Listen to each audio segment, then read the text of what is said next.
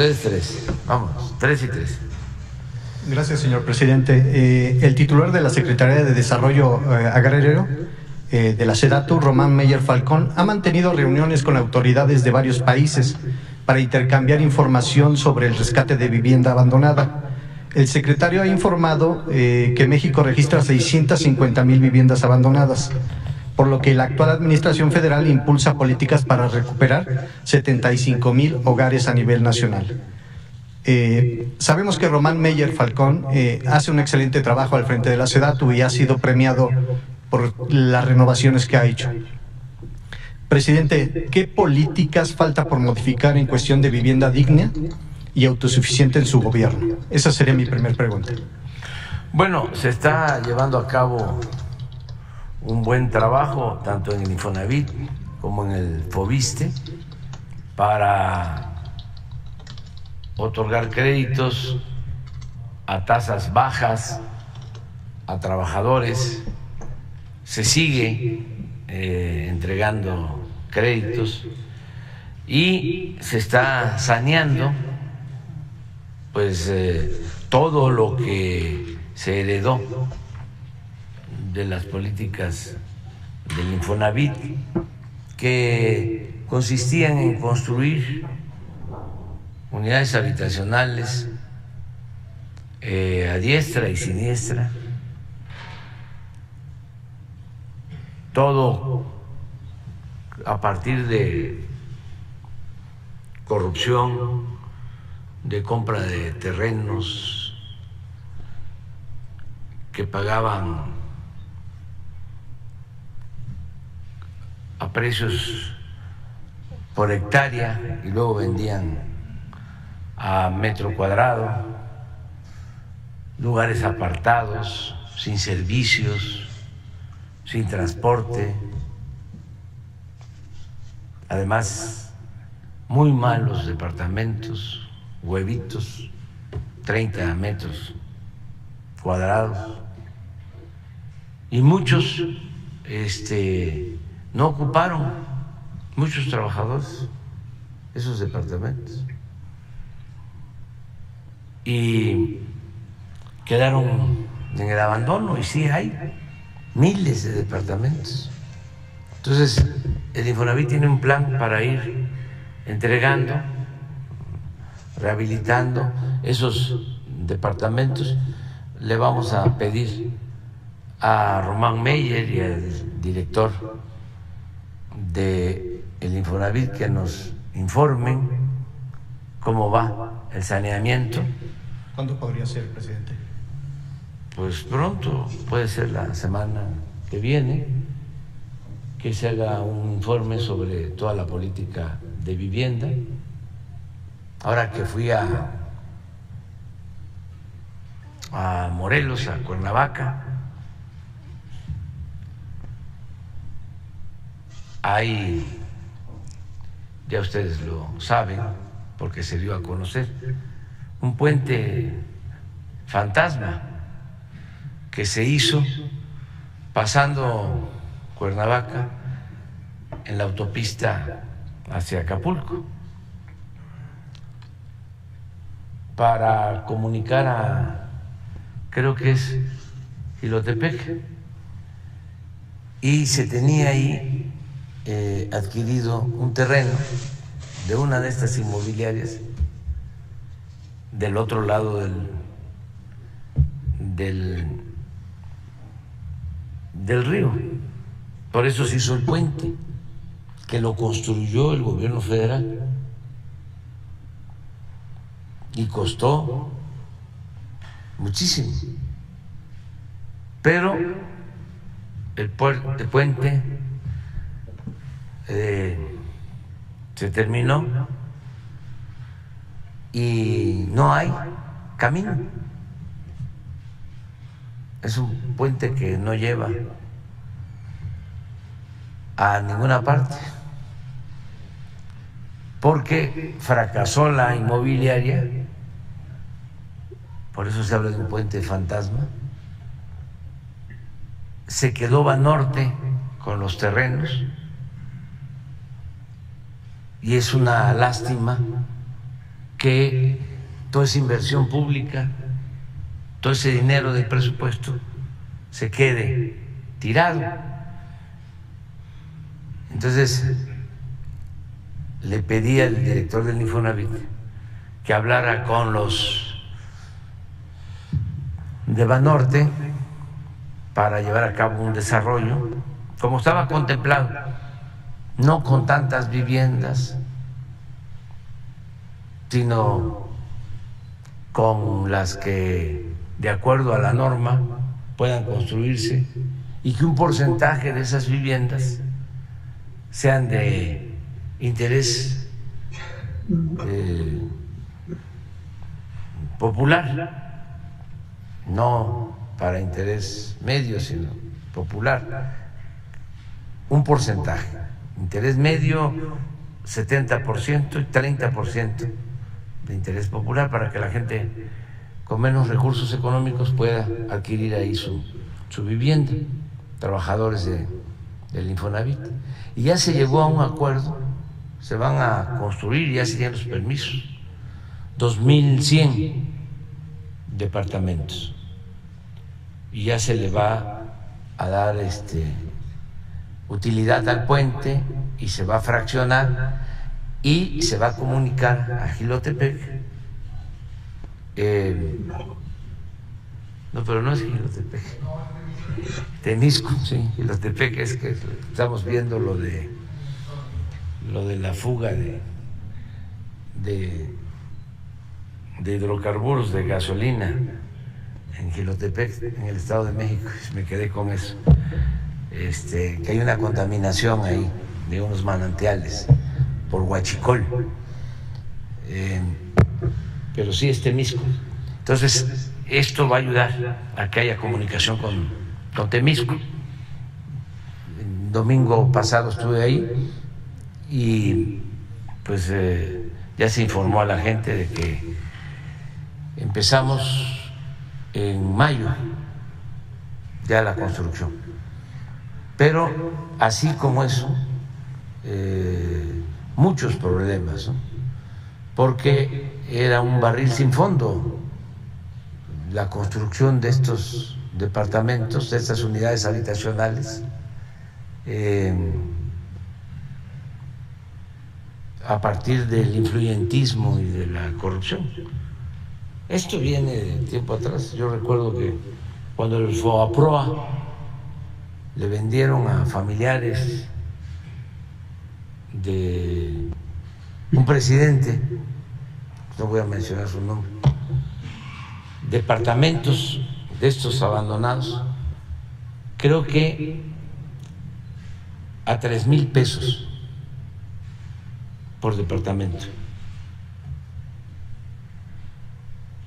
Ustedes podrían, con lo del post-COVID ya ni me acuerdo de muchas cosas, pero se metían políticos, como en todo, en la venta de las medicinas, en la construcción de unidades habitacionales, en la construcción de reclusorios, en la privatización del agua para vender el agua a la gente, en fin, puro influyentismo y corrupción. Pero sí estamos viendo eso y le vamos a pedir que nos informe, y a lo mejor para entonces nos recuerdan lo que pasaba con esto de la venta de los departamentos que quedaron como parte del patrimonio público y se vendieron en 3,000 pesos por departamento, aunque parezca increíble. En ese entonces también, y eso hay constancia, vendieron como 1,000 hectáreas cerca del aeropuerto de Cancún, de manglares, que eran de Fonatur, creo que a 7 pesos el metro cuadrado.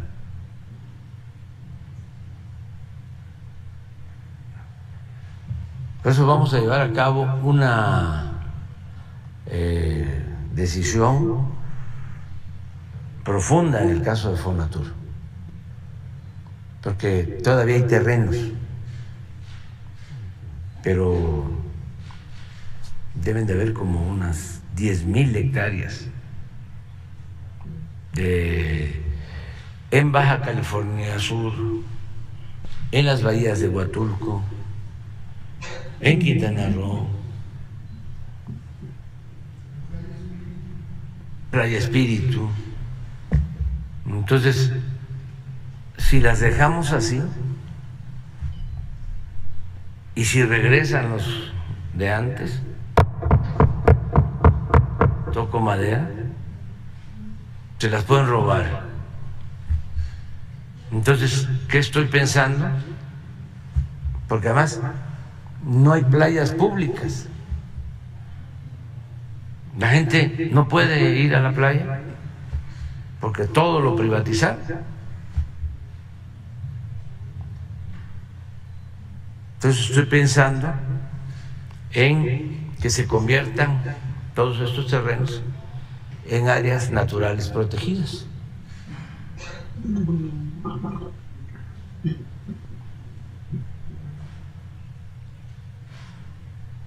Para prevenir. Ya no nos va a tocar a nosotros, pero ¿y qué tal la mala suerte? Y que regresen, porque además van a traer más hambre de dinero, van a regresar por sus fueros.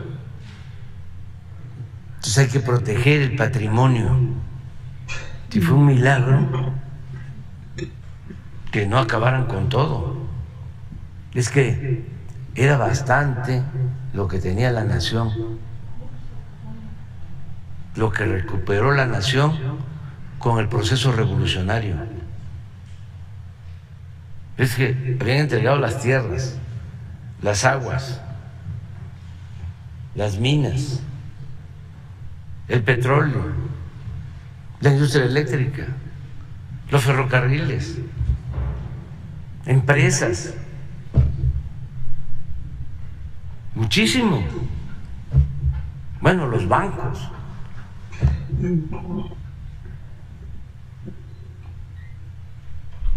Y todo eso que era de la nación lo empezaron a vender. Pero como era tanto, no alcanzaron a rematarlo todo, afortunadamente. En el caso del petróleo, pues entregaron como el 20% de toda la superficie donde se estima hay petróleo, porque fueron 110 contratos. Claro, áreas de 10,000, 20,000, 50,000 hectáreas en tierra o en aguas someras, pero no les dio tiempo de que siguieran las llamadas rondas, así le llamaban.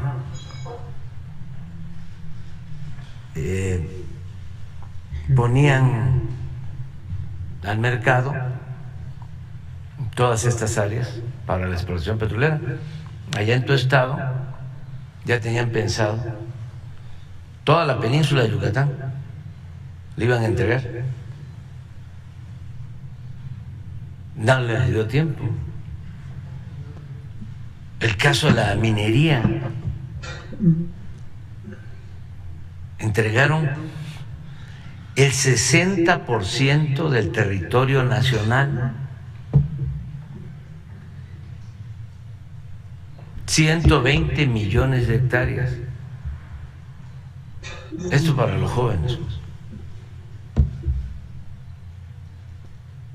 ¿Ustedes creen que en ese entonces los medios dijeron algo?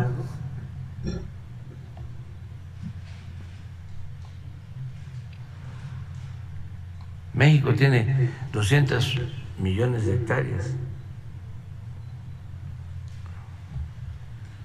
2 millones de kilómetros cuadrados.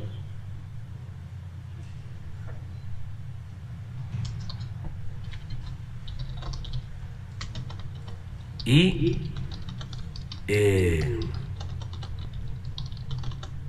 entregaron el 60%. Muchos propietarios privados, ejidatarios, ni siquiera se enteraron de que ya lo que tienen debajo de sus tierras en el subsuelo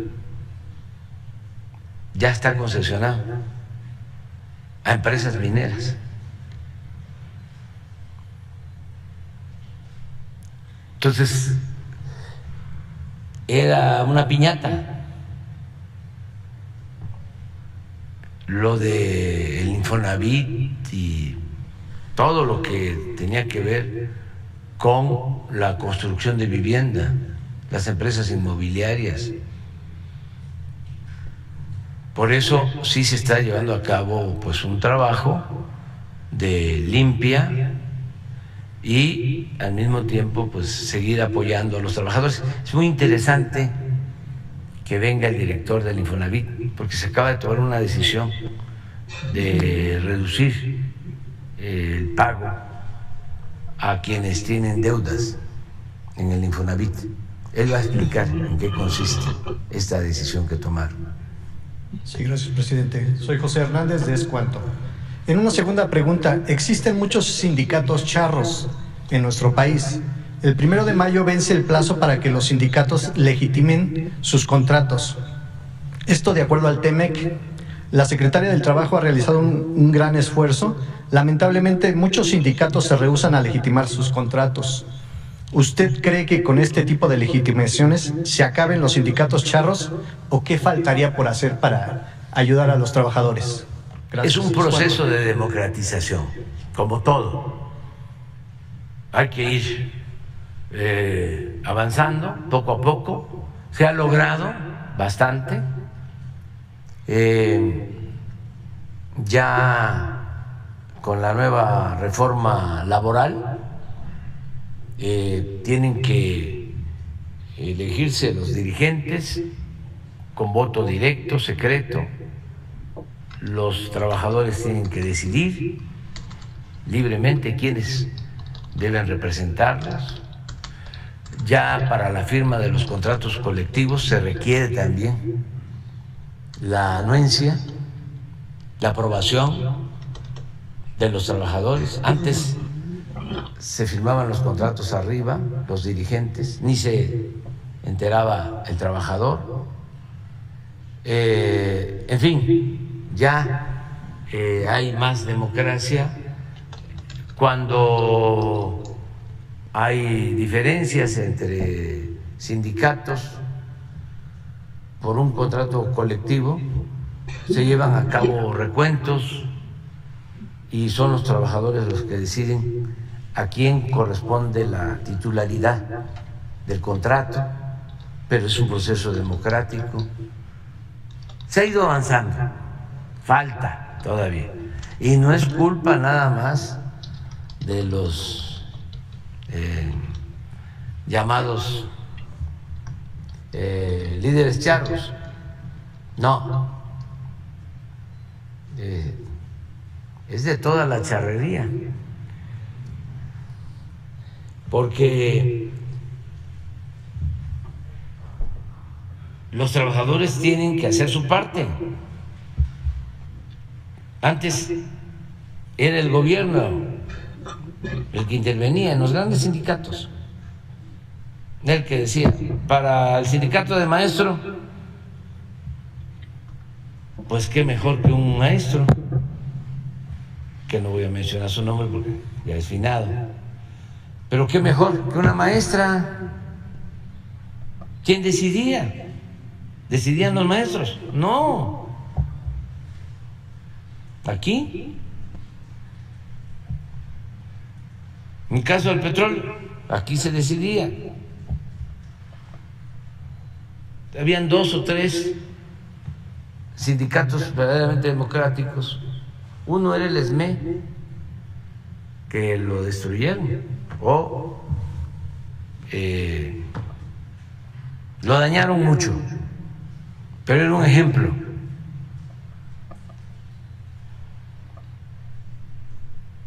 Porque eran los trabajadores los que elegían libremente a sus dirigentes, se portaban muy bien los dirigentes, muy pocos,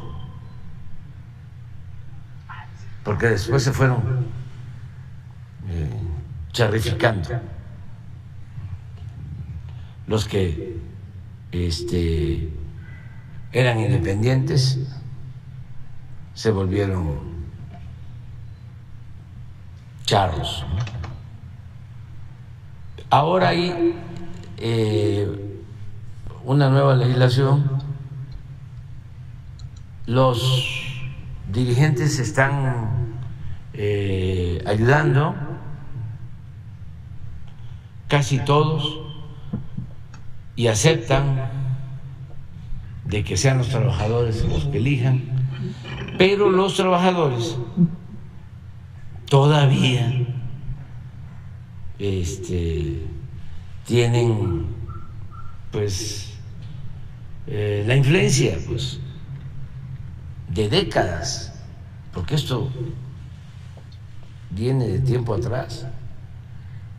Afortunadamente se va avanzando, ya se van liberando. Me dio mucho gusto de las cosas recientes, ya lo mencioné aquí, de que hubo una elección de sobrecargos y el que estaba pues fue el que le tocó negociar, porque con la pandemia Aeroméxico quedó mal en lo económico, tuvieron que recurrir a un fondo extranjero, hacer una sociedad con otra empresa aérea, y los trabajadores aportaron también. ¿Cómo aportaron? Bueno, les redujeron prestaciones en su contrato colectivo, y al que le tocó llevar a cabo ese acuerdo, pues viene la elección, porque sí fue bastante el sacrificio para los trabajadores, aportaron bastante. Se quejaban, por ejemplo, las sobrecargos, cuando me veían, de que miren cuánta gente en el avión y somos 4 nada más para atender todos, o 5, o sea, más trabajo, más fatigas a partir de ese acuerdo. Bueno, viene la elección, se quiere reelegir este dirigente. Yo no estoy diciendo que sea malo, yo lo que creo que él buscó que no se cerrara la empresa, o eso fue lo que ellos manejaron y que le pusieron como condición el que se limitaran las prestaciones a los trabajadores, y aceptó. Viene la elección y siempre también ahí me decían, hay que cuidar los votos, ayúdenos, que sean limpias las elecciones. Y yo le hablaba a Luisa María, procuren de que haya elecciones limpias. Y se organiza una planilla encabezada por una mujer y le gana la votación. Ahora es una mujer la dirigente. Y fue un proceso democrático. Entonces, sí hay cosas pues buenas, o sea, se va avanzando, y ese pues debe de ser el futuro, el porvenir, la democracia.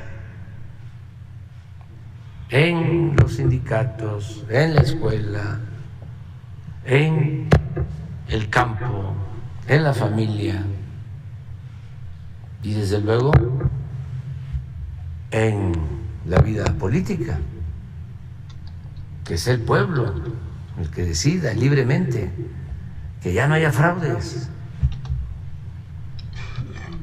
que no haya compra de votos, que no se rellenen las urnas, que no se falsifiquen las actas, que haya transparencia, voto por voto, casilla por casilla. Eso es, y hacia allá vamos. Nada más que a los oligarcas pues no les gusta, porque ellos tienen una forma muy peculiar de concebir la democracia. Para ellos la democracia es que sean siempre las minorías las que manden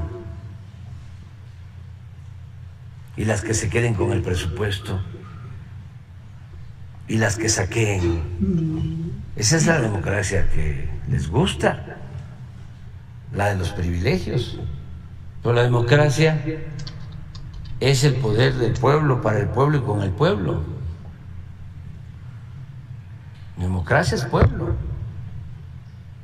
Demos, lo repito, significa pueblo.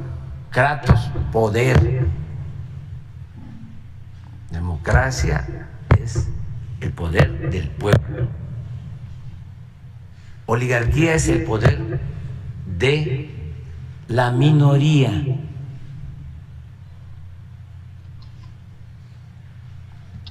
A ver si no está en el diccionario. Oligarquía y democracia, porque hay esa confusión. Hablan de democracia, pero en realidad lo que quieren es que haya una oligarquía, como era antes, y simular de que vivimos en una democracia. Acuérdense de que durante mucho tiempo habían partidos paleros, dominaba un partido, nunca perdía, pero habían 3, 4, 5 partidos para simular de que había democracia. Eso querían hacer, la renovación de ese sistema completamente antidemocrático, la quiso llevar a cabo Salinas con una especie de bipartidismo,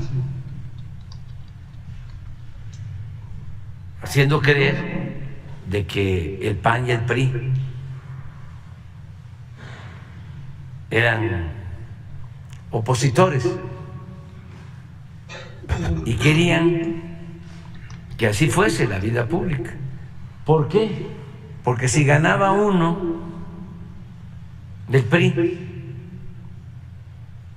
pues no cambiaba nada. Si ganaba el PAN, tampoco, era lo mismo. Bueno, lo que sucedió en el 2000. pero nunca imaginaron de que iba a haber un movimiento de transformación en busca de un cambio verdadero, de una auténtica democracia. Aquí está. Oligarquía. Esto no lo dice Marx, ¿eh? No es de Carlos Marx, es de los griegos. Sistema de gobierno en que el poder está en manos de unas pocas personas pertenecientes a una clase social privilegiada.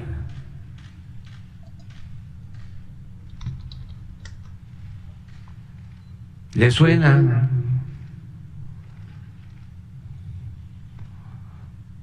¿O no le suena?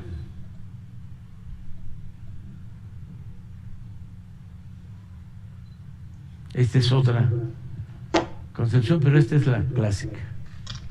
Democracia. Sistema político que defiende la soberanía del pueblo, el poder del pueblo. En la democracia, el soberano no es el rey, es el pueblo. Sistema político que defiende la soberanía del pueblo, el derecho del pueblo, a elegir y controlar a sus gobernantes.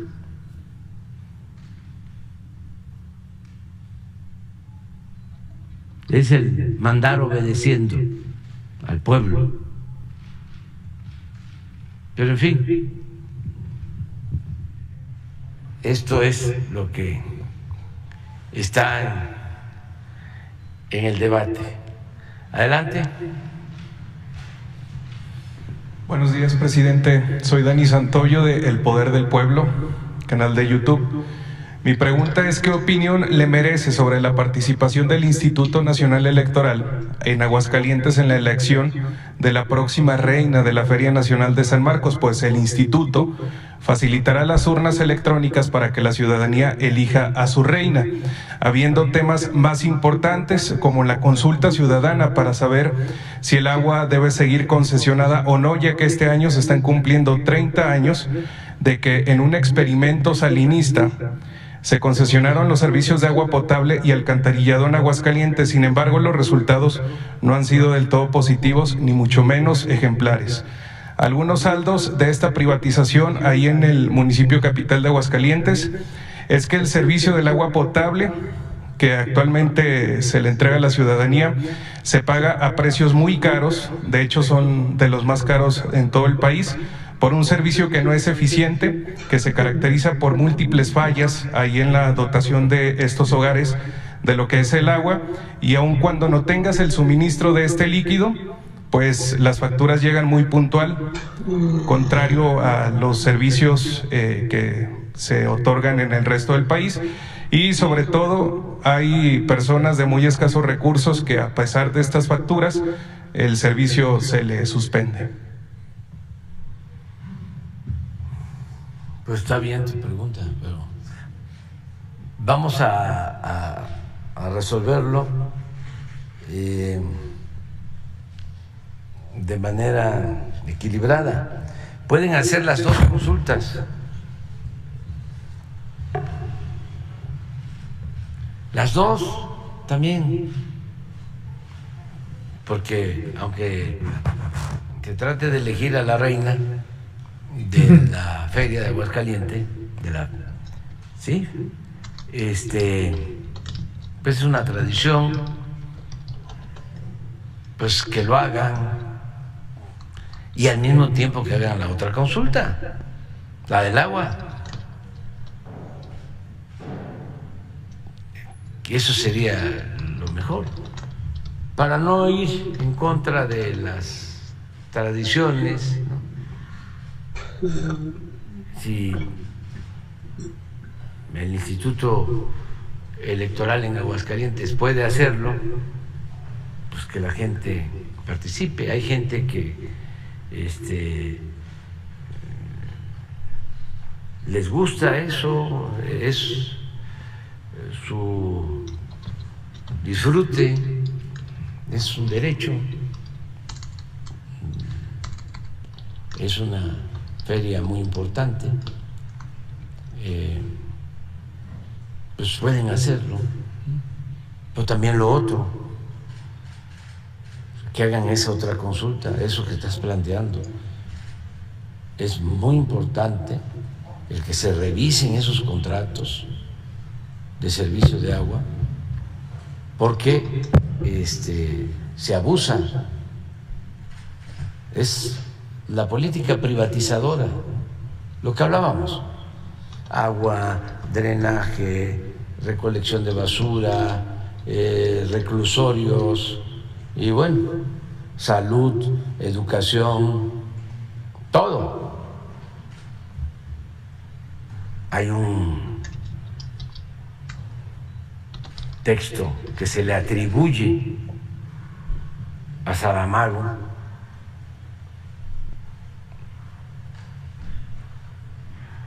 sobre las privatizaciones, porque esto no fue nada más de México, sino del mundo.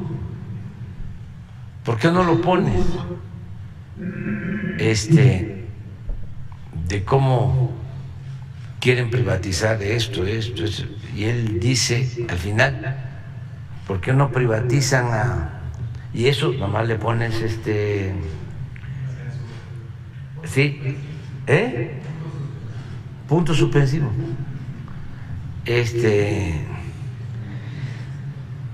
Lo ponemos, porque esto pues ni modo que lo vieron en el Reforma o que ya lo sacó el Universal o las radios, las televisoras.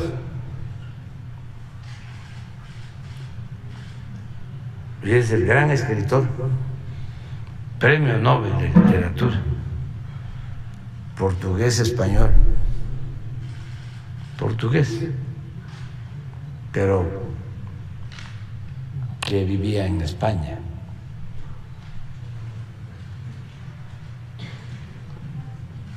¿Sí lo tienen? Sí es de él. Sí.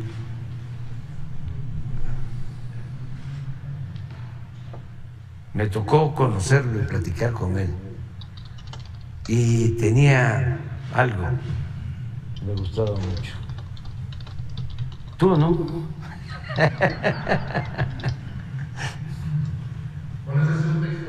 Memorias de José Saramago, Premio Nobel de Literatura, y es sobre la privatización.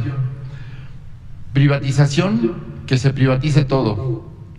Que se privatice Machu Picchu, que se privatice Chan Chan, que se privatice la Capilla Sixtina, que se privatice el Partenón, que se privatice Nuno González, que se privatice la Catedral de Chartres, que se privatice el descendimiento de la cruz de Antonio de Crestalcore, que se privatice el pórtico de la Gloria de Santiago de Compostela, que se privatice la cordillera de los Andes, que se privatice todo, que se privatice el mar y el cielo, que se privatice el agua y el aire, que se privatice la justicia y la ley, que se privatice la nube que pasa, que se privatice el sueño, sobre todo si es diurno y con los ojos abiertos.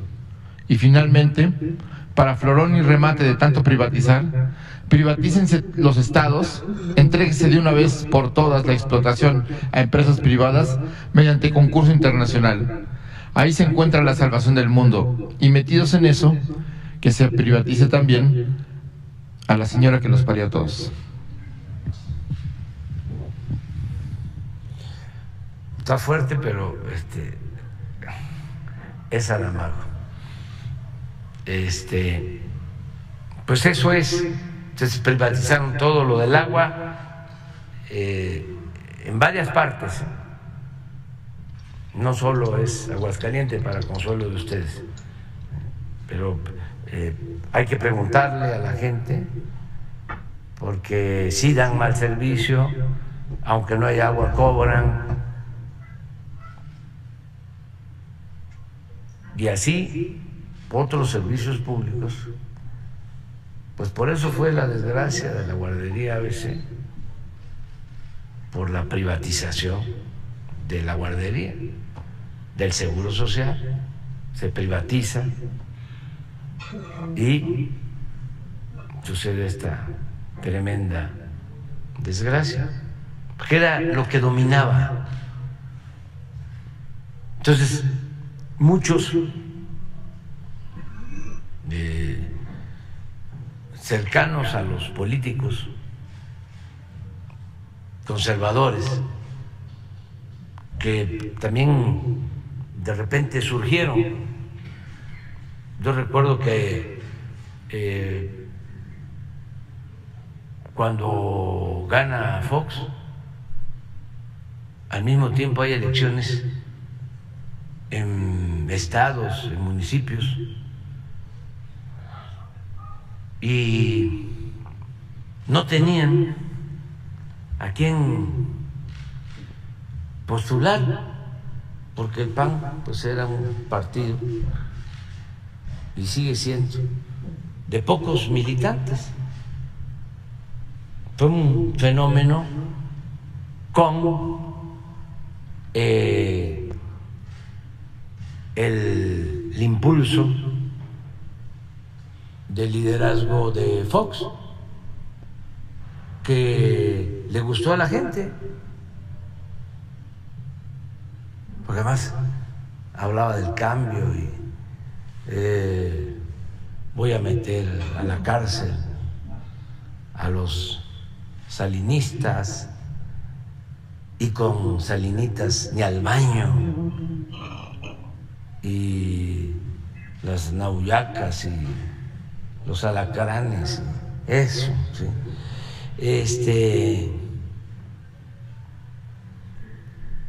Al final, puro cuento, ¿no? Más de lo mismo. Y algunos dicen que peor, porque pues metió a todos los salinistas, secretario de Hacienda que nombró, había estado de subsecretario de Hacienda con Salinas, Gil Díaz, o sea, los mismos, la misma cosa. Como se dice coloquialmente, la misma gata, nada más que revolcada. Eso, más sutilmente, suavemente, se le llama gatopardismo. Eso que consiste en que todas las cosas cambian, o que las cosas cambian para seguir igual. Bueno, ese sistema de privatizaciones pues, fue un fracaso, pues. Sin embargo, levantó muchas expectativas, ¿no? O sea, el cambio, ¿no? La palabra cambio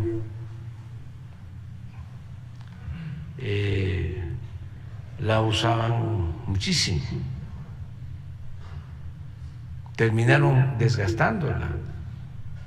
Por eso nosotros, cuando hablamos de cambio, siempre agregamos cambio verdadero.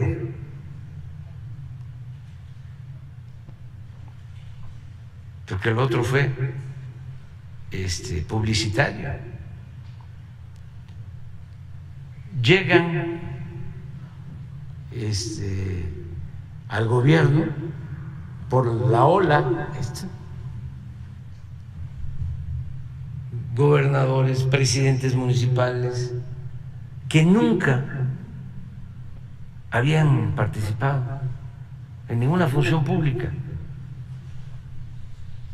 porque había que postular en todos los municipios y ayudantes y a amigos cercanos y a familiares, y ganaron.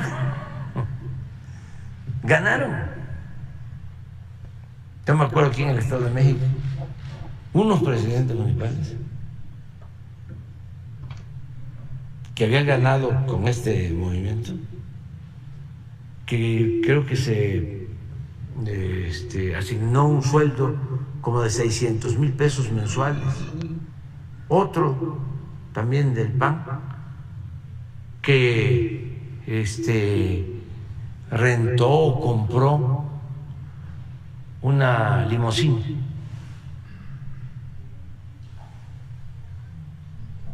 Y obviamente todos metidos a los negocios, a robar. Y por lo general comerciantes,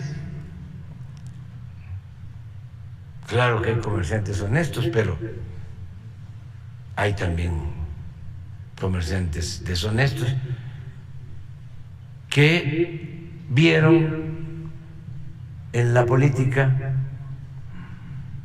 un negocio lucrativo,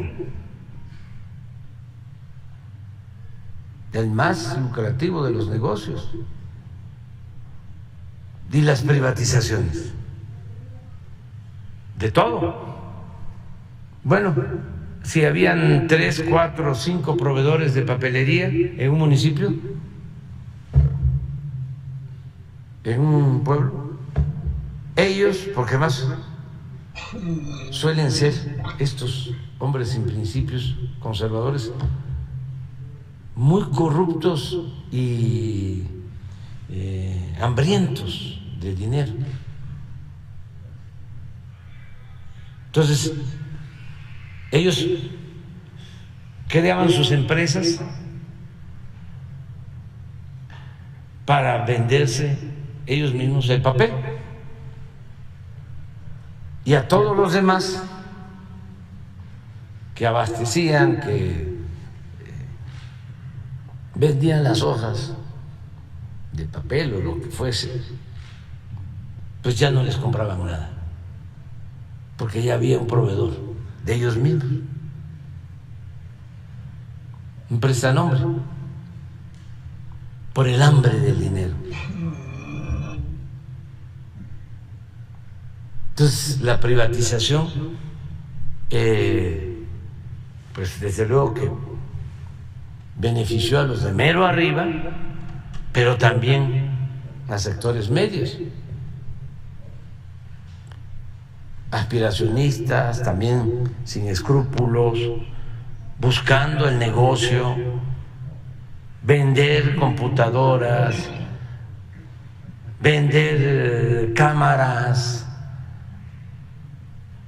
vender lo que fuese al gobierno con sus influencias. Así era, pues. Afortunadamente, pues eso ya cambió. Entonces, que hagan la consulta ahí también para lo del agua, a ver qué dice la gente de Aguascalientes. Pero sobre todo que sea vinculante, porque el alcalde Leonardo Montañez dijo que la iba a realizar, pero que no iba a ser vinculante. Mi segunda pregunta es sobre el avance de las denuncias de la red de empresas factureras de Santiago Krill, porque hay negociaciones de Marco Cortés que involucran a la actual gobernadora de Aguascalientes, Teresa Jiménez. Estas investigaciones son del SAT, la Fiscalía General de la República, y la Unidad de Inteligencia Financiera por la triangulación de recursos millonarios en despachos de abogados relacionados con la familia Krill. Nos gustaría saber con claridad, porque hay una empresa donde compraron alumbrado público a sobreprecio, en la que también participa como accionista Jovita Morín Flores, y además uno de estos despachos de abogados fue quien recibió 152 millones de pesos por parte de Veolia Aguascalientes. Veolia es la concesionaria de agua en el municipio capital. Entonces nos gustaría saber eso, porque la empresa Next Energy, de la cual la panista Regia es accionista, ganó un contrato por 28 mil millones de pesos para estas obras y no ha producido ningún kilowatt ahí en Aguascalientes. Bueno, pues eso debe estar en la Fiscalía. Sí hay una investigación sobre factureros. Eso también surgió en el periodo neoliberal, lo de el uso de estas facturas para no pagar impuestos.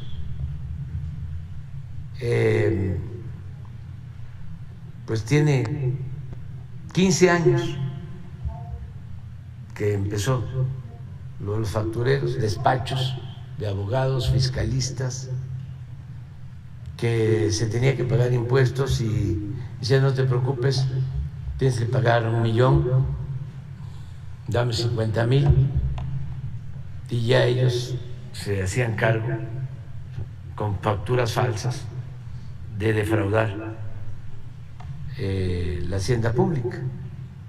Entonces habían despachos para eso y hay abiertas investigaciones, incluso órdenes de aprehensión de gente que se dedicaba a eso. Y se sorprende uno porque hay denuncias de miles de millones de pesos por esto de las facturas, pero yo no tengo a detalle información. Yo lo que he ordenado es que todos los ilícitos se documenten, o presuntos ilícitos se documenten y se envíen a la Fiscalía. Que no tapemos nada, absolutamente. Y eso es lo que se ha hecho. Y la Fiscalía tiene abiertas todas estas investigaciones. Esto lo ve el Procurador Fiscal del Gobierno con la Fiscalía General. Lo que se puede hacer es solicitar a la Fiscalía que informe, cuidándolo del debido proceso, pero sí existen las denuncias.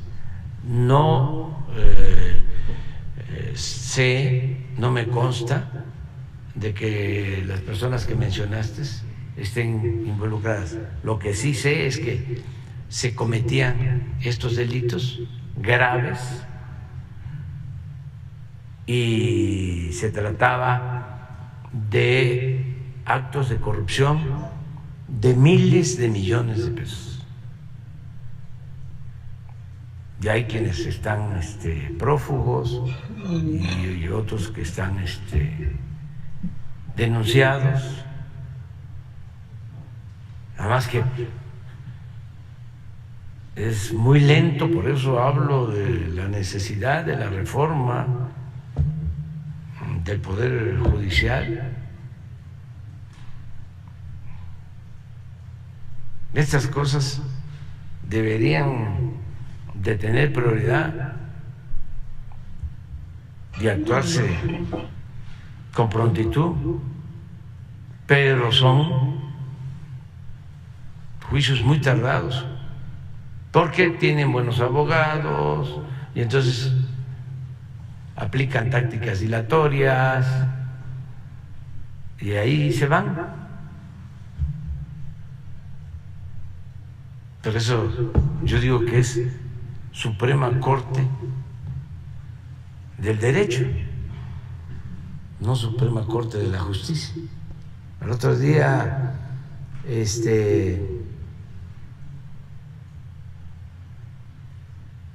no sé si fue cierto o lo leí mal, pero Ricardo Monreal, con el que pues no tengo yo diferencias, sostuvo, o sí tengo algunas diferencias, pero es normal en la democracia, ¿no? No podríamos pensar todos de la misma manera, ¿no?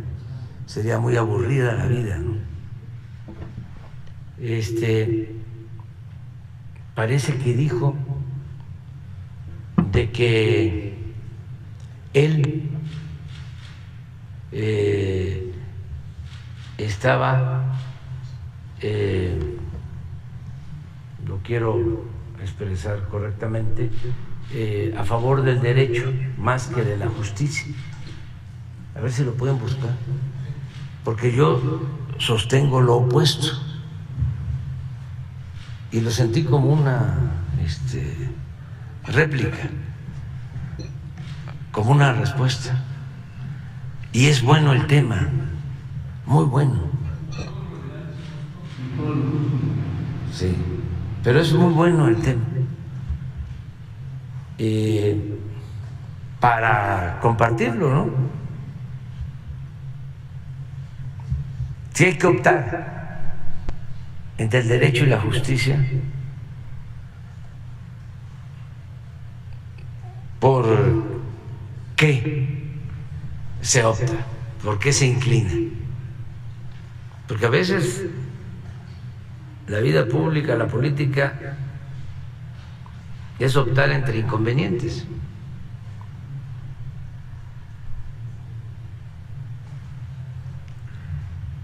Pero a lo mejor les va a llevar tiempo, vamos a seguir.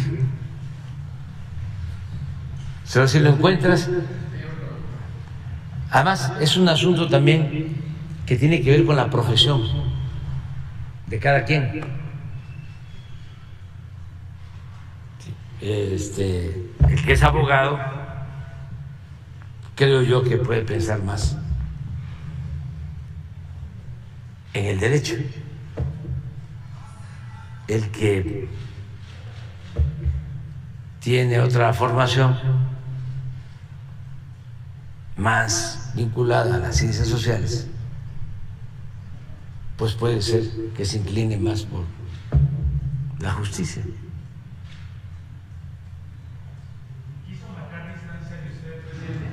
No, ya estamos grandes y ya cada quien sabe lo que busca y representa. Y a mí me gusta que haya debate, que estos temas de fondo, pues, porque para mí si el Poder Judicial, no es el caso de Ricardo, sigue actuando a partir de que un delincuente fue detenido, pero el Ministerio Público en la averiguación y en la consignación estableció que lo detuvieron a las 10 de la mañana y el abogado defensor del presunto delincuente demuestra que fue a las 11 y por eso lo deja en libertad del juez, pues eso es un tecnicismo que yo creo que ni siquiera tiene que ver con el derecho, pero sí se excusan en eso.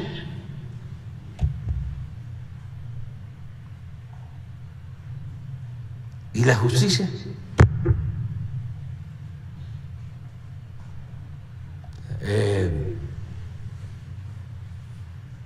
Es un tema interesante. Y claro, otras cosas.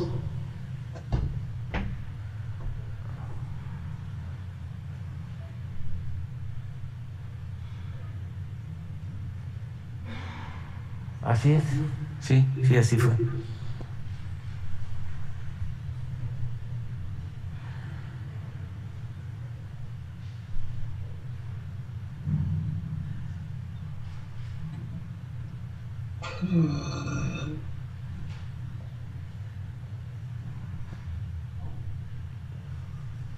Sí, esa es una diferencia que tenemos.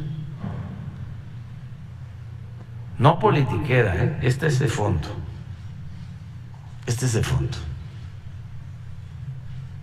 Porque no solo es Ricardo el que piensa así, son muchísimos, y los abogados casi todos. Y yo no coincido con eso. Decía el arzobispo Romero, Arnulfo Romero, Óscar Arnulfo Romero, de El Salvador, que fue victimado, que fue asesinado por defender la justicia y a los pobres y causas justas. Entraron a la iglesia donde estaba oficiando y ahí lo mataron. Y él tenía una frase,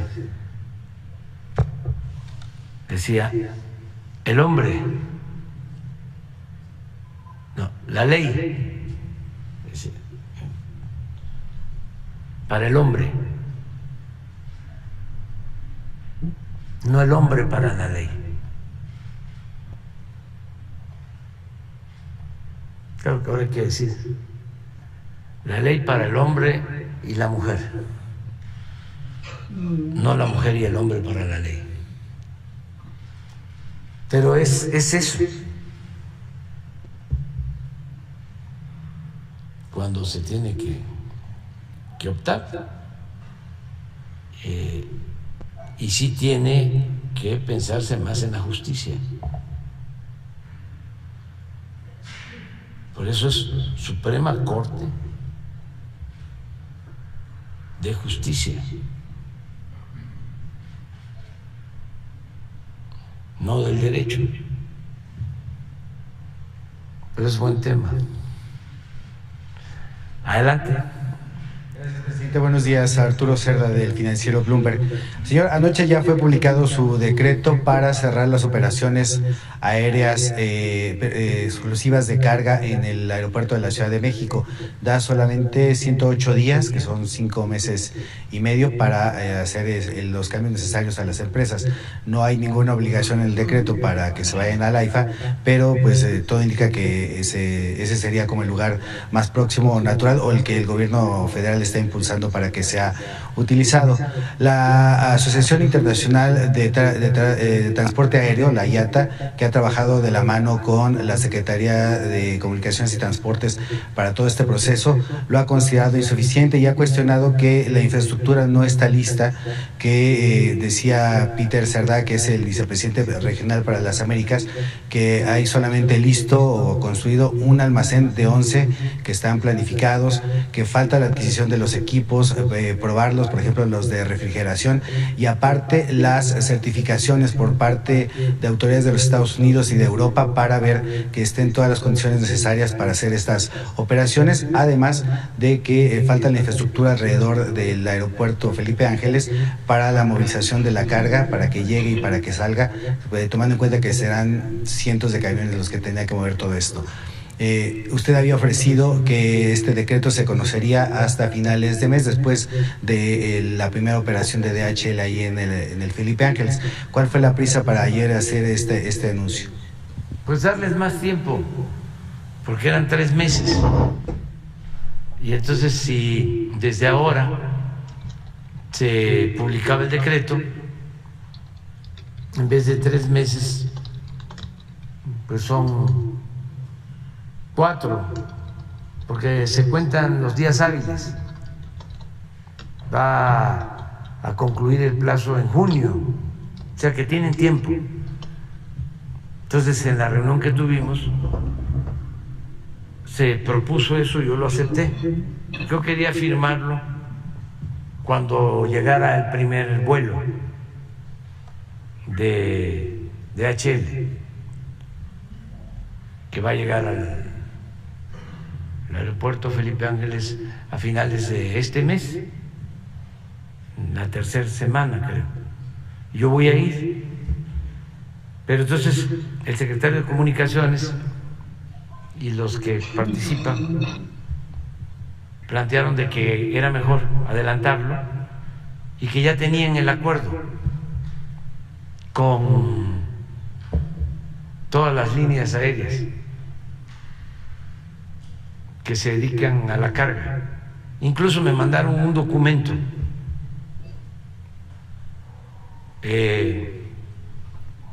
ofreciendo su apoyo.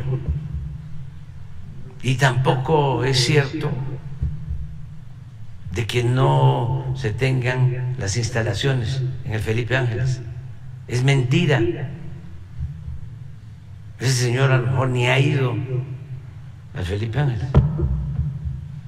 Pregúntale a ver si ha ido, si lo conoce. Sí, fue en una entrevista que yo le hice justamente. ¿En dónde? Se la hice por Zoom. ¿Pero en dónde le hiciste la entrevista?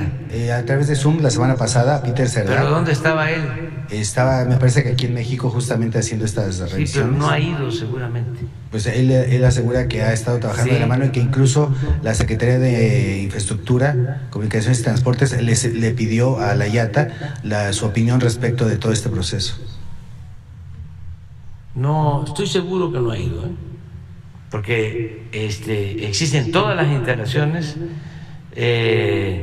mucho más almacenes,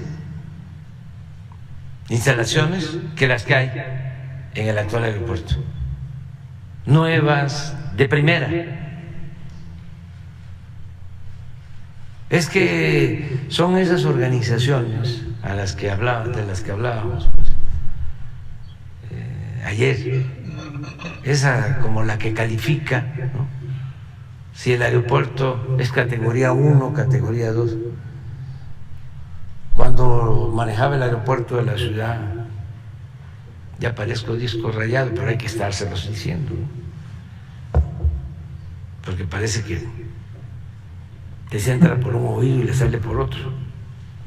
Pero como yo soy un poco perseverante, un poco, no mucho, esa agencia que da la calificación a los aeropuertos, que es también así como esta otra que tú mencionas. Cuando el aeropuerto lo manejaba el grupo de Sinaloa, el aeropuerto de la ciudad tenía categoría 1.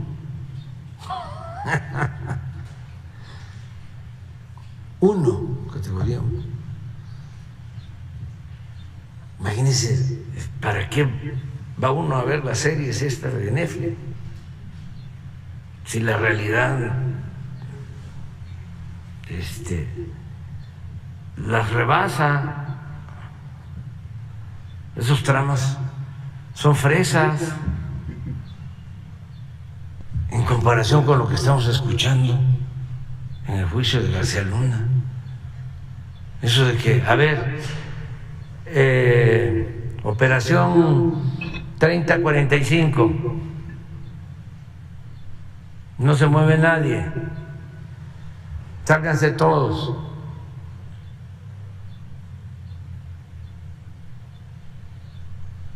Dicen que eso pasaba 1 o 2 veces a la semana. Apagaban todo. Categoría 1. Estos que tú mencionas, yo creo que fueron los que sostuvieron de que no se podía hacer el aeropuerto Felipe Ángeles. No, ese fue Mitre. Bueno, es la misma cosa, o son parecidos, pero no les tengo nada de confianza. Además, ¿qué es lo que estamos buscando? pues que haya más amplitud en el actual aeropuerto que está saturado,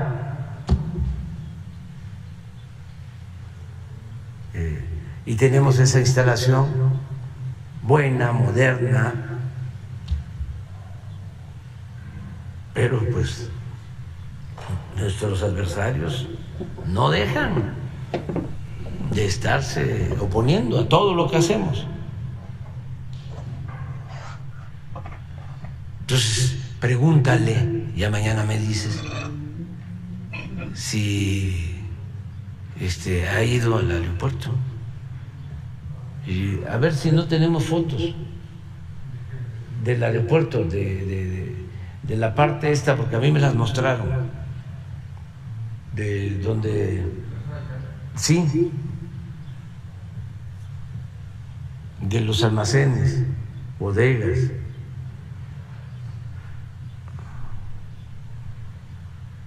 General Pastor, a ver si...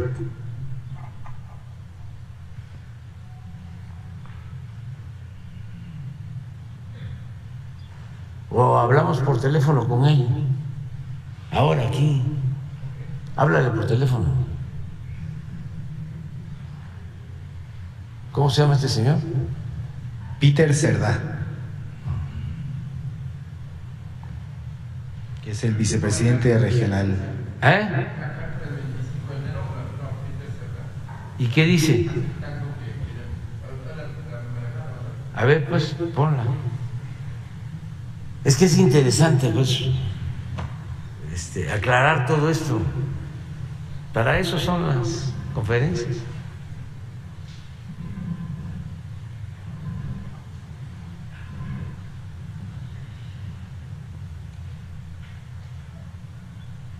Pero sí sería bueno que el general Pastor informara.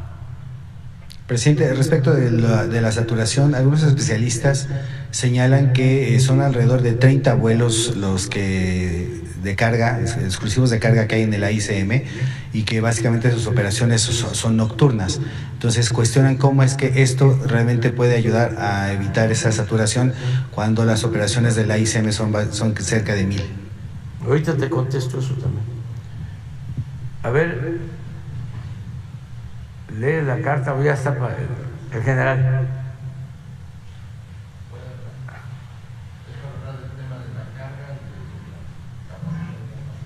Que vamos a ponerlo en la bocina.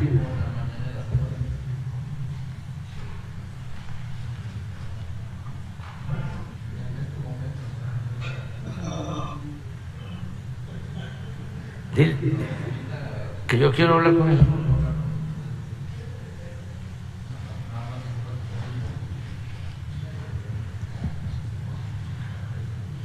Vale. Guarde silencio, por favor. General, muy buenos días. Señor presidente, ante sus órdenes, señor. Mire, un representante de una agencia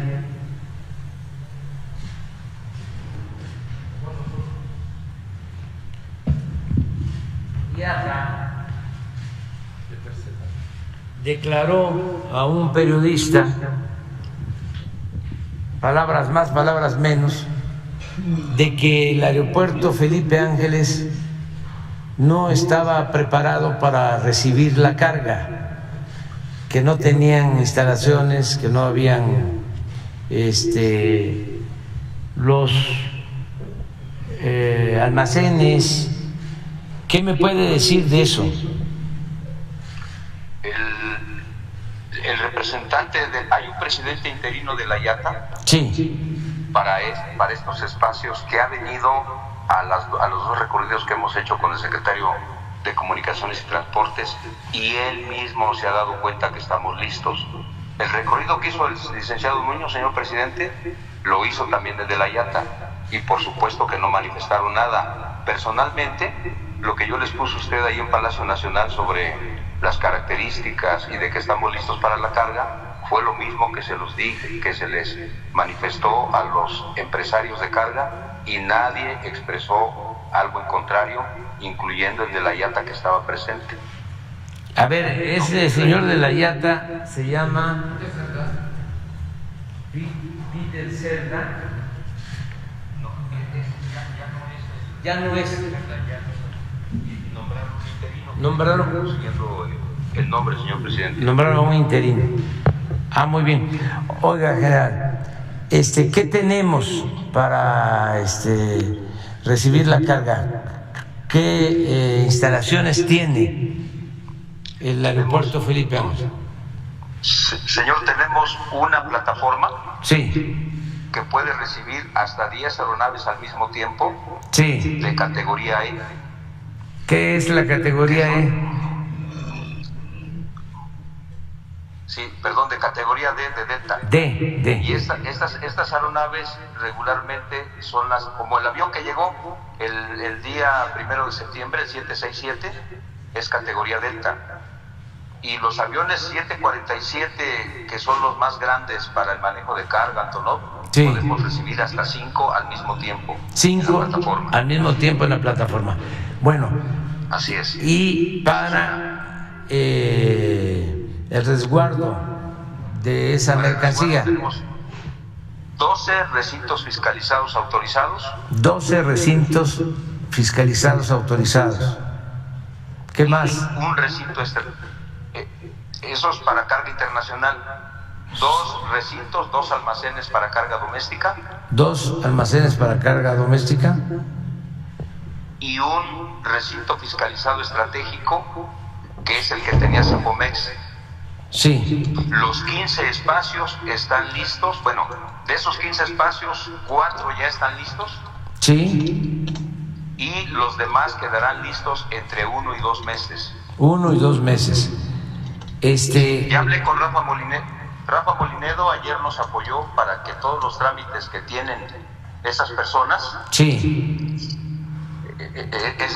para que todos esos trámites queden listos en estos días.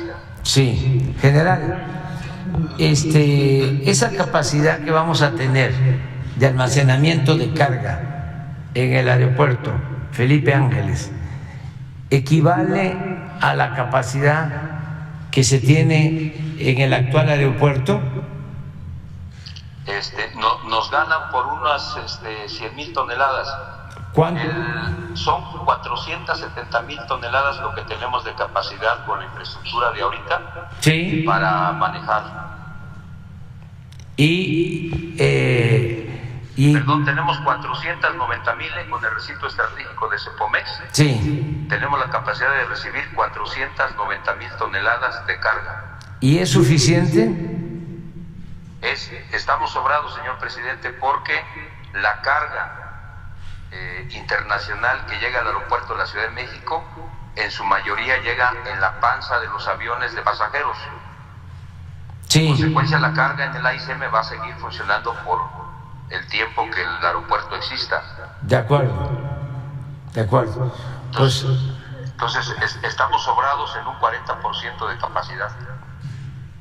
de acuerdo.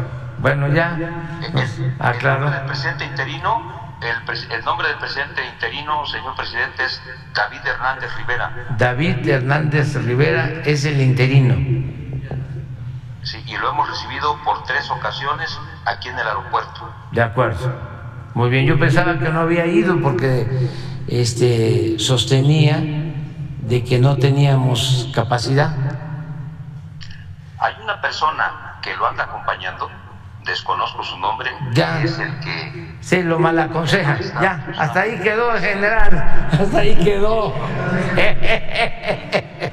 Hasta ahí quedó. Sí, es que hay muchos que mal aconsejan. A lo mejor ese trabaja con Claudia X González, pero bueno, ese es otro asunto. Ya. No nos escuchó nadie, ¿eh? Adiós, general. Que tenga buen día, mi señor. Adiós. Ya. Una observación muy respetuosa, presidente. Usted se refiere a la categoría 1 y 2 como si fuera un asunto de seguridad aeroportuaria, para evitar la comisión de delitos. Si yo no estoy mal, eso en realidad que lo Es un criterio de la FAA, de la Agencia Federal de Aviación de los Estados Unidos, con criterios de la OASI. Lo que califica es a las autoridades aeroportuarias y su capacidad de supervisión de las operaciones aéreas. A la Agencia Federal de Aviación Civil de México, lo que le ha cuestionado, y por eso la degradación, fue que no tiene el personal suficiente y también no tiene los programas informáticos para hacer realmente el seguimiento. Eso es las cosas que, entre otras, tiene que subsanar en México. Entonces, algunos de la industria de la aviación consideran que no le han asesorado de manera correcta y por eso esta confusión en la información, y creen que de eso derive que se hayan tomado decisiones no adecuadas para la industria y que ellos pues cuestionan y creen que podría poner en riesgo el trabajo de 1.4 millones de personas, que sobre todo con el asunto del cabotaje. ¿Qué les puede responder? Pues es que está muy complicado, ¿no? Muy enredado su planteamiento, siendo tan sencillo. Ellos todo lo que hagamos les parece mal, porque todas estas agencias estaban involucradas en la construcción del aeropuerto de Texcoco y nunca han aceptado la decisión que se tomó de construir el aeropuerto Felipe Ángeles. Además, ellos mandaban a los dueños de las líneas aéreas. Y lo peor, mandaba en mayo.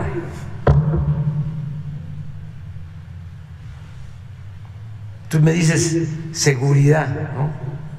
Que ellos reducen, ¿no?, al tránsito aéreo.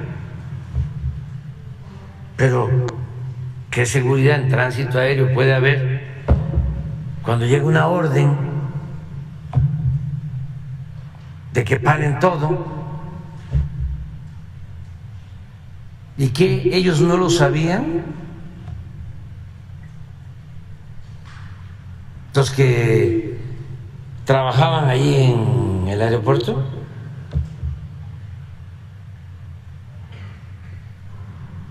si era de dominio público.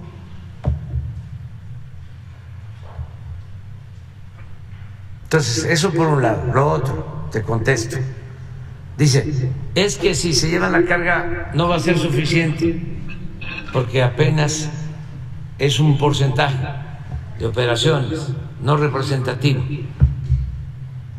Vamos a que se vayan también otras líneas que tienen que ver con el pasaje, porque el aeropuerto de la Ciudad de México lo saturaron a propósito. Fue parte del truco, de la tranza. No estaba saturado, hacía falta construir un nuevo aeropuerto. Pero para justificar el que había con urgencia que hacer el aeropuerto de Texcoco, se atrevieron a cerrar el aeropuerto de Toluca, que funcionaba. Entonces saturaron el aeropuerto de la Ciudad de México. Es como cuando querían privatizar algo en los tiempos de Salinas, empezaban a decir que el servicio era deficiente, iban preparando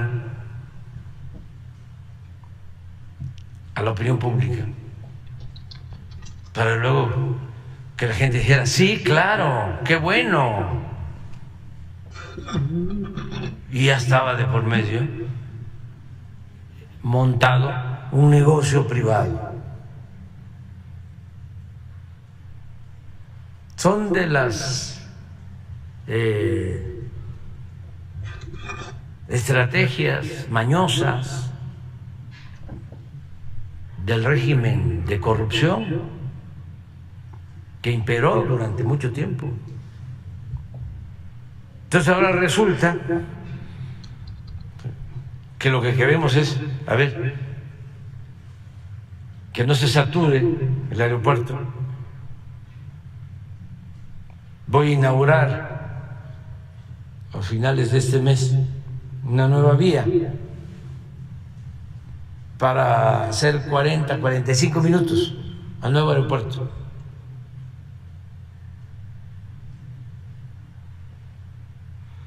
Una nueva vialidad. Y seguimos construyendo el tren. Y vamos avanzando. Ya les platiqué lo que me comentó el presidente Biden. Oiga, yo dije que se hiciera lo que usted nos estaba pidiendo, que bajara el avión en el aeropuerto Felipe Ángeles. Pero me llama la atención, ¿por qué quería que bajáramos aquí? Le digo, porque le voy a contar sobre una tranza. Y ahí sí la traductora no, le costó un poco de trabajo. Ya le platiqué y lo que querían hacer, ¿no? Todos los que están en contra de la transformación, a partir de que no bajara el avión del presidente en el aeropuerto Felipe Ángeles. Ya vieron que tienen que cuidar al presidente, el servicio secreto. Saben muy bien, tienen radares. Enfrente hay un cerro, es un peligro. La torre está chueca. No hay ni para tomar un vaso de agua. Espantan.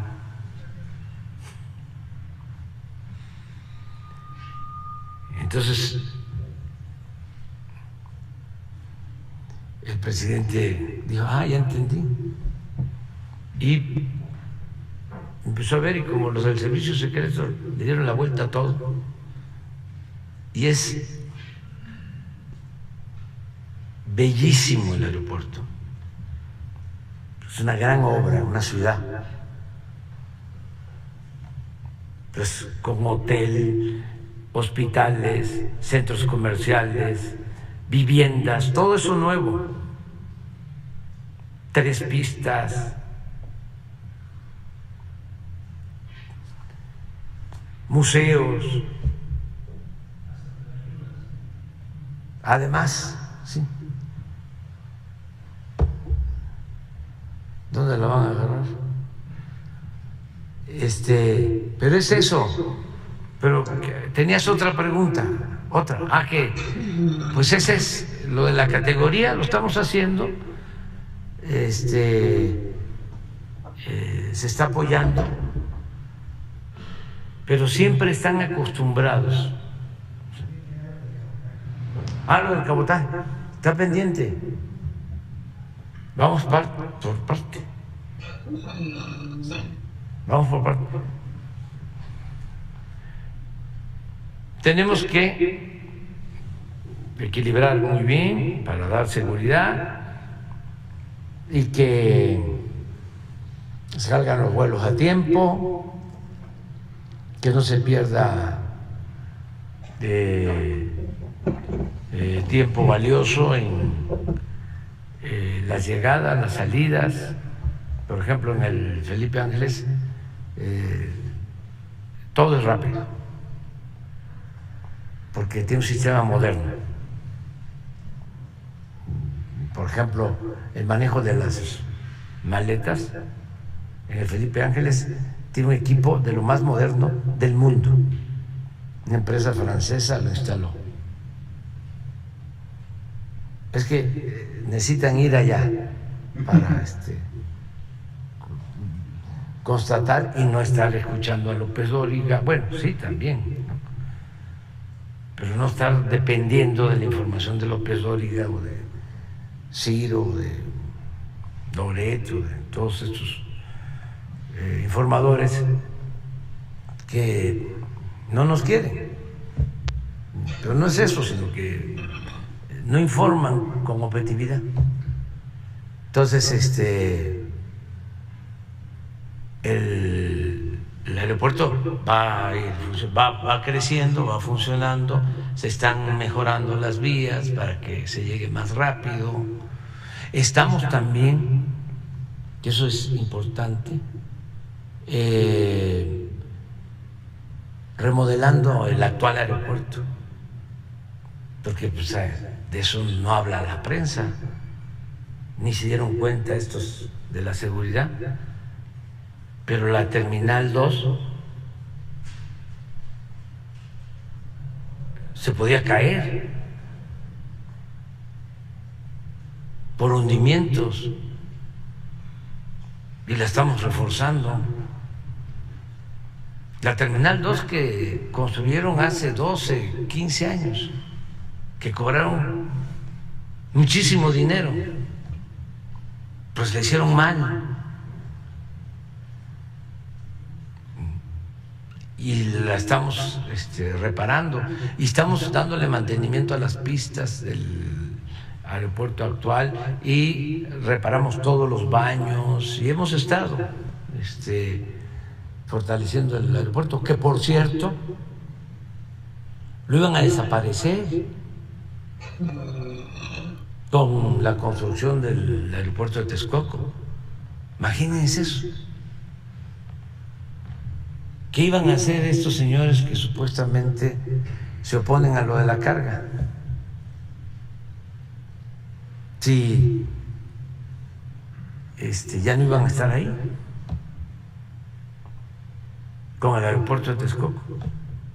Bueno, pero hay otra cosa. Sí. Necesitamos que haya vuelos a todo el país. Y actualmente hay muchos lugares en donde no hay servicio de aviación, no hay vuelos, porque las líneas han administrado mal y han fracasado. Lo que sucedió con ¿cuál fue la última que dejó de funcionar? Interjet, y anda muy mal Aeromar, que iba a varias ciudades importantes del país. Entonces se queda Aeroméxico. Afortunadamente está funcionando bien Volari y Viva Aerobús, que funciona bien. A mí me toca volar a veces en Viva, vuelo en todas y me doy cuenta, pero hace falta más y hay un problema que tenemos que resolver, el del costo de los boletos, que se tiene que pagar mucho en algunos viajes, sobre todo si se compra el boleto unos días antes, un día antes. Es como ir a Europa, viajar al interior del país. Entonces necesitamos que no aumente tanto el precio. Entonces, ¿cómo se resuelve eso? Pues con la competencia, que haya más servicio. Por eso es muy probable que se llegue al arreglo con Mexicana, en este caso con los trabajadores, para la creación de la línea nueva mexicana de aviación. Ya estamos avanzando en ese proyecto.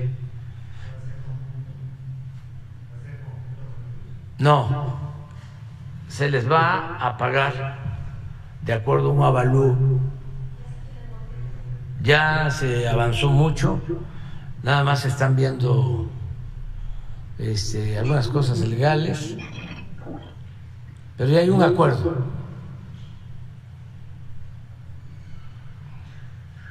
Le vamos a decir en lo general, y aquí lo vamos a anunciar cuando ya lo tengamos completamente definido y hay acuerdo. ¿Y cómo? Yo creo que a más tardar en un mes.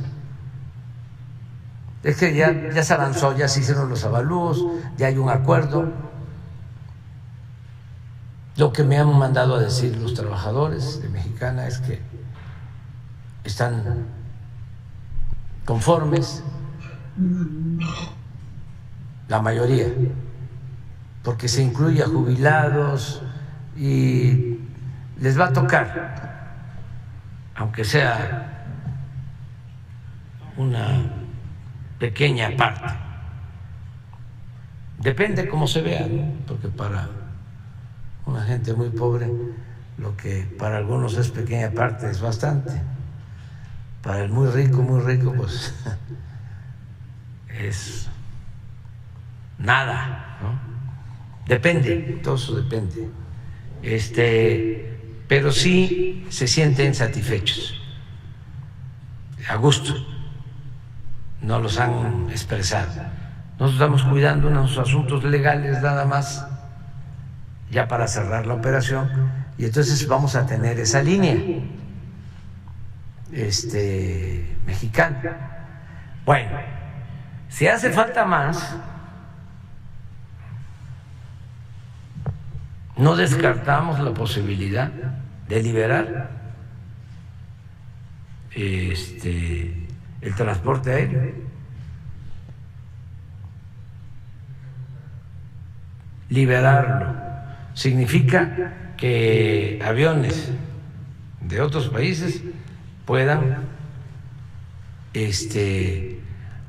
hacer viajes de pasajeros.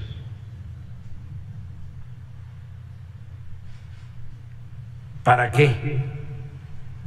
Para que cueste menos el pasaje.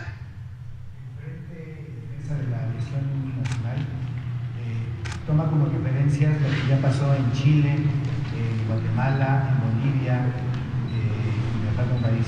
Yo tomo como referencia lo que está pasando ahora, de que hay boletos muy caros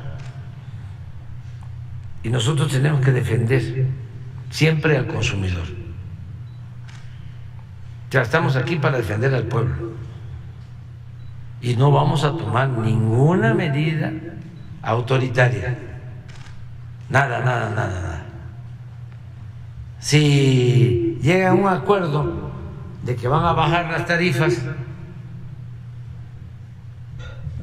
de que van a cobrar menos, pues no hay por qué abrir. Es que es muy interesante, porque resulta que los defensores de la libertad de mercado, de la libre competencia, lo son, pero en los bueyes del compadre. Ya cuando se trata de mantener sus intereses y sus monopolios, ya no les gusta el libre mercado, porque así han engañado. ¿Se acuerdan cuando crearon las reformas para que no hubiesen monopolios, que no hubiesen, utilizaban un término los tecnócratas, agentes preponderantes? ¿Qué cosa es un agente preponderante? Pues un monopolio. Pero era un eufemismo para no llamarle monopolio. Entonces se crearon organismos autónomos para evitar los monopolios, ¿no? Hasta una agencia. ¿Cómo se llama esa agencia? La que siempre está en contra de nosotros. Esa la se llama Comisión de Competencia Económica.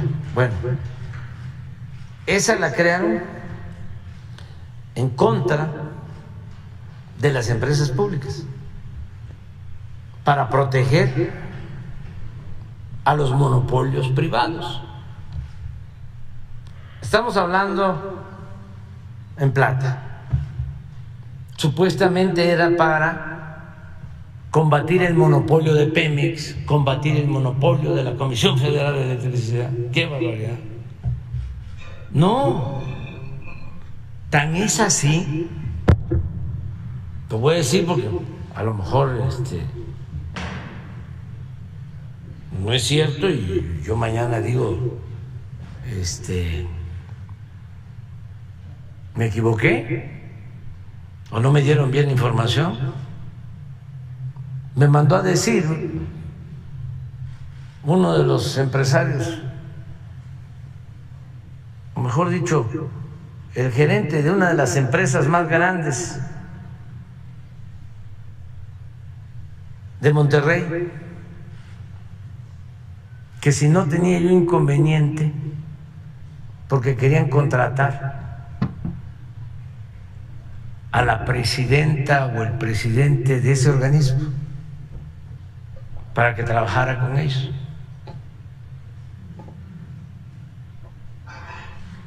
Imagínense.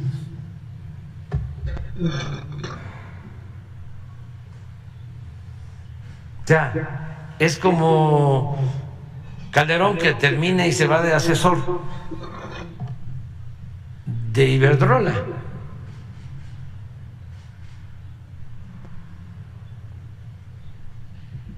Una empresa española de electricidad que se convirtió en un monopolio durante el periodo neoliberal en México, que hacían lo que querían. Por eso aumentaban y aumentaban y aumentaban el precio de la luz. O el caso de Zedillo,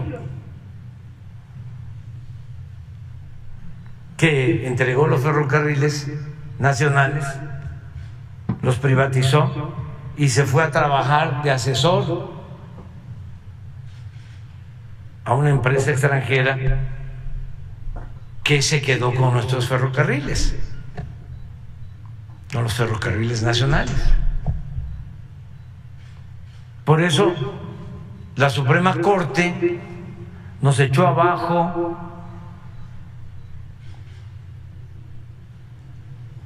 la ley de austeridad, sobre todo en donde se señalaba que un funcionario público no podía, de alto nivel, si tenía relaciones comerciales o tenía vínculos con empresas, no podía irse a trabajar como empleado cuando terminaba su función pública. Tenía que pasar 10 años. Pues eso lo tumbó la Corte. Pero ahora, mañana les voy a decir si es cierto o no, si me mandaron a avisar o a decir. Yo lo que dije fue que me pregunten, pues, que hagan lo que quieran.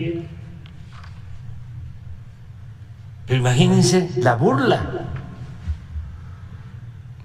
Un organismo supuestamente autónomo cuya presidenta se va a trabajar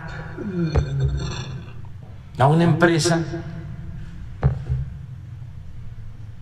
que tiene intereses en la industria eléctrica, cuando esa presidenta le iba a dar la razón a la Comisión Federal de Electricidad, una empresa pública de los mexicanos. Entonces, ¿de quién era el gobierno? De los particulares. No era el gobierno del pueblo.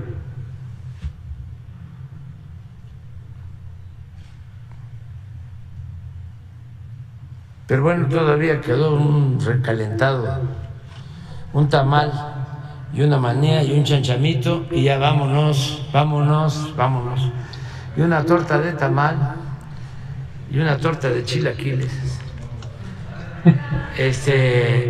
Y ya nos tenemos que ir porque vamos a Victoria, vamos a Tamaulipas y luego vamos a San Luis y luego vamos a estar en Guanajuato y vamos a estar en Querétaro todo el fin de semana, vamos a estar de gira.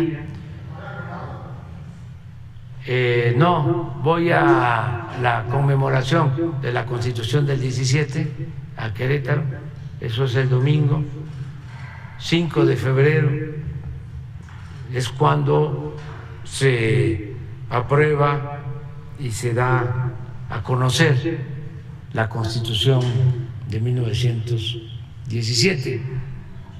Es muy importante esta Constitución que surge de la Revolución Mexicana, que es la que garantiza el derecho de los campesinos a la tierra, el derecho de los obreros a un salario justo, el derecho a la educación pública y muchos otros derechos que los han querido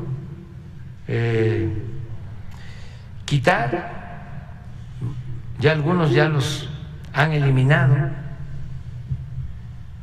pero sigue el espíritu y en algunos casos también la letra que se escribió por los constituyentes de 1917, 16 y 17, porque tardaron ahí en Querétaro un tiempo, como 70 días, y esa es la Constitución vigente. Entonces, no es nada más el puente, es que estamos conmemorando el 5 de febrero, vamos a conmemorar la aprobación de la Constitución más avanzada del siglo XX en el mundo, surgida de la revolución más importante del mundo en el siglo XX, la que consagra los derechos sociales. Nada que ver con la política neoliberal o neoporfirista, es lo opuesto. Todo lo que defendieron en 34 años los gobiernos que se padecieron en nuestro país. Toda esa política. O sea, el regresar la tierra, el regresar el agua, las minas, el petróleo, los ferrocarriles, los bancos, todo a los particulares. Y hacer a un lado lo público, y desde luego marginar al pueblo, estableciendo un régimen oligárquico disfrazado de democracia. Pero ya cambiaron las cosas. No han cambiado, ya cambiaron. Adiós, adiós. ¿Eh? ¿Se reúne con la ministra Piña en Querétaro? No, no. Ah, bueno, pues es que ella tiene que estar ahí, sí, creo yo. ¿Invitaron a Lorenzo Córdoba al aniversario de la Constitución, presidente? No sé, no sé. En eso. Yo no organizo eso. Ah, el lunes. ¿Cómo? Bueno, no hablases.